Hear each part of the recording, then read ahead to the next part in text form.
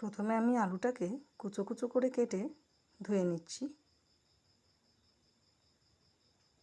হয়ে গেছে ধোয়া। গরমের দিন তো, তাই দুধটা জাল করতে গিয়ে ফেটে গেছে। দুধটাকে আমি না ফেলে ছানা বানিয়ে নিয়েছি। এবারে আমি কড়াইতে তেল দিয়ে আলু কুচোগুলো দিয়ে দিলাম। সামান্য ভাজা ভাজা করে নেব। এবার এর মধ্যে সামান্য নুন দিয়ে দিলাম, হলুদ গুঁড়ো দিয়ে দিলাম, জিরের গুঁড়ো দিয়ে দিলাম। আবার একটু নাড়িয়ে নিচ্ছি।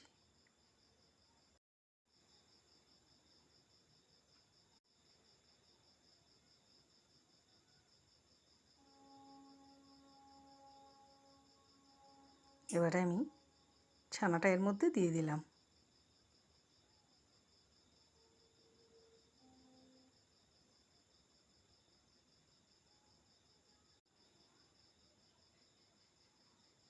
হালকা ভেজে নেব,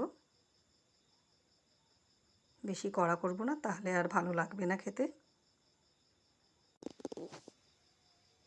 এবারে আমি এর মধ্যে আদা, রসুন, পেঁয়াজ ও লঙ্কা বাটা দিয়ে দিলাম।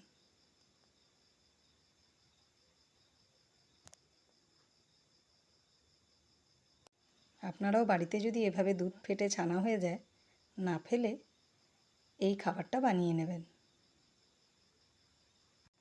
গরম ভাতের সঙ্গে এই খাবারটা একবার খেয়েই দেখবেন। তারপর আমাকে অবশ্যই কমেন্টে জানাবেন খেতে কেমন হয়েছে। হয়ে গেছে আমাদের আলু দিয়ে ছানার চচ্চড়ি। কমেন্ট ও শেয়ার করতে ভুলবেন না।